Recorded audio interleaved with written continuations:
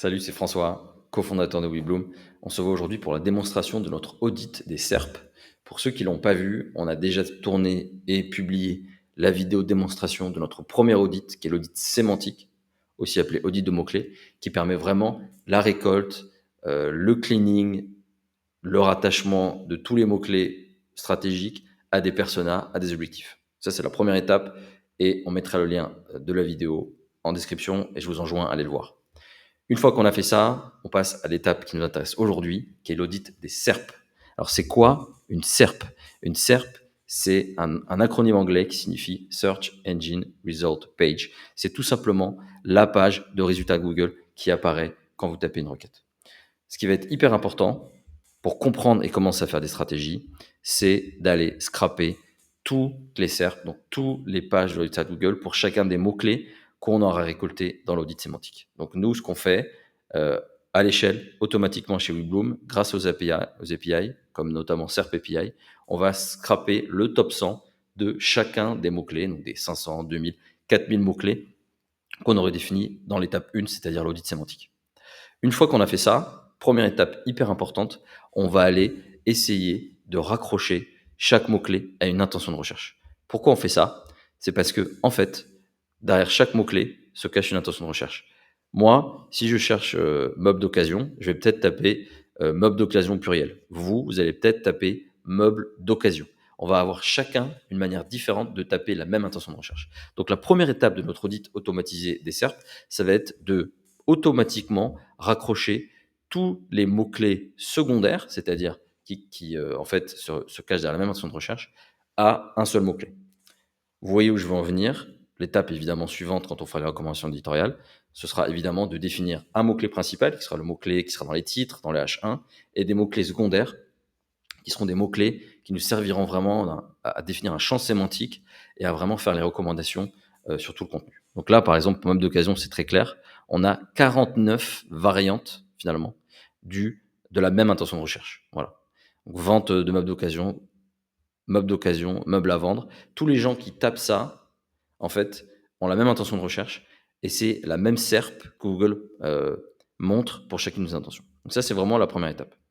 Deuxième étape, l'analyse de SERP, évidemment, c'est de réussir à détecter quels sont les concurrents sur chacun des mots-clés. Donc ça, c'est pareil, c'est à l'échelle, c'est automatique. Et là, on voit que par exemple, sur meubles d'occasion, le top 10, c'est Isidore, Troc, L, etc. Sur calcul d'empreinte carbone, c'est Hello Carbone, Infopagou, etc. Évidemment, ça n'aurait pas de sens de faire ça si ça ne nous permettait pas, évidemment, de faire des analyses de top competitors. Voilà. Donc, comme on peut scraper les top 100 de chaque mot-clé, ça nous permet aussi, évidemment, d'avoir ensuite le nombre de mots-clés par concurrent et donc de définir vraiment quels sont les concurrents les plus importants dans votre marché. Donc là, sur ce secteur d'activité, Anonyme, qui est un de nos clients qu'on ne va pas citer, on voit que les top concurrents, c'est Amazon, Adem, Cdiscount, etc. Voilà. Donc ça, c'est hyper important, c'est de vraiment réussir à définir quels sont les concurrents qui se positionnent sur vos mots-clés. Et enfin, peut-être même le plus excitant de l'audit des SERP, et ça c'est quelque chose qu'on a ajouté récemment, grâce aux IA, grâce à l'ajout de l'API de OpenAI, c'est de réussir à analyser à l'échelle, de donner de l'intelligence à l'échelle sur chacune des SERP. Et donc pas uniquement de se dire, voilà, tel mot-clé, c'est tel concurrent, tel mot-clé, c'est tel type de SERP, mais c'est vraiment de réussir à analyser grâce à l'IA chacune des SERP à l'échelle. Donc là, nous, on l'a fait sur par exemple 500 mots-clés. On pourrait le faire sur beaucoup plus pour essayer de comprendre en fait quelles sont les stratégies qui se cachent derrière. Par exemple, sur meuble d'occasion, pour reprendre notre exemple, on est en mesure de définir automatiquement tout ce que je vous montre, c'est vraiment le résultat d'une analyse automatique. On peut détecter automatiquement qu'on est sur des intentions de recherche plutôt commerciales, c'est-à-dire que la plupart des concurrents qui se positionnent sur cette SERP sont plutôt sur du commercial. On est en mesure de savoir si sur cette SERP, on a une answer box, c'est-à-dire un feature snippet, une position 0. Donc là, on voit les mots-clés. On peut filtrer évidemment pour voir que ceux qui sont pas vides.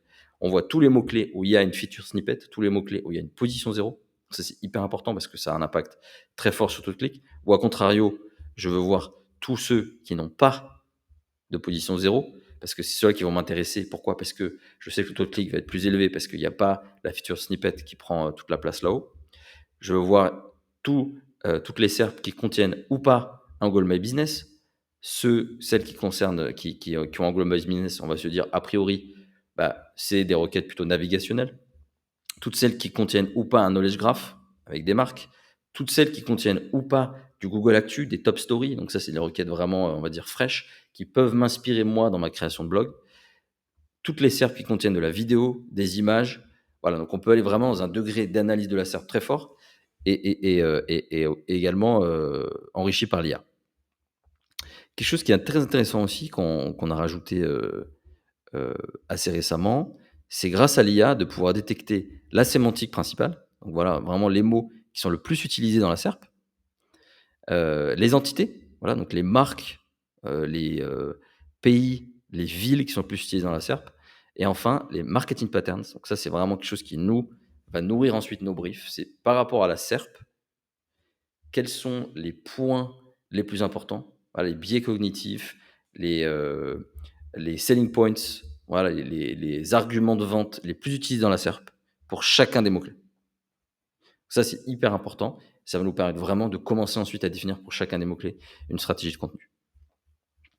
Voilà, donc vous l'avez compris, on est sur une analyse des SERP dont l'objectif est d'avoir de l'intelligence à l'échelle, pas juste sur un mot-clé, mais sur 500, 2000, 4000 mots-clés, qui nous permet de définir quel type de contenu on va devoir faire, quel type de biais cognitif on va devoir utiliser, et surtout d'éviter la cannibalisation, puisqu'on a déjà un audit qui, grâce à la technique du keyword overlap, de la similarité des SERP, regroupe tous les mots-clés par mots-clés principaux ou par intention de recherche.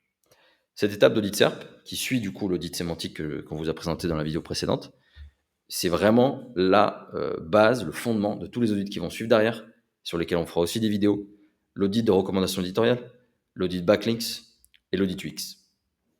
Merci de m'avoir suivi. Si vous êtes hyper intéressé, n'hésitez pas à laisser un commentaire. N'hésitez pas à nous contacter sur LinkedIn, sur YouTube, sur TikTok ou directement sur le site internet pour qu'on vous fasse une démo un peu plus adaptée à vos mots-clés, de l'audit sémantique et de l'audit SERP. Salut!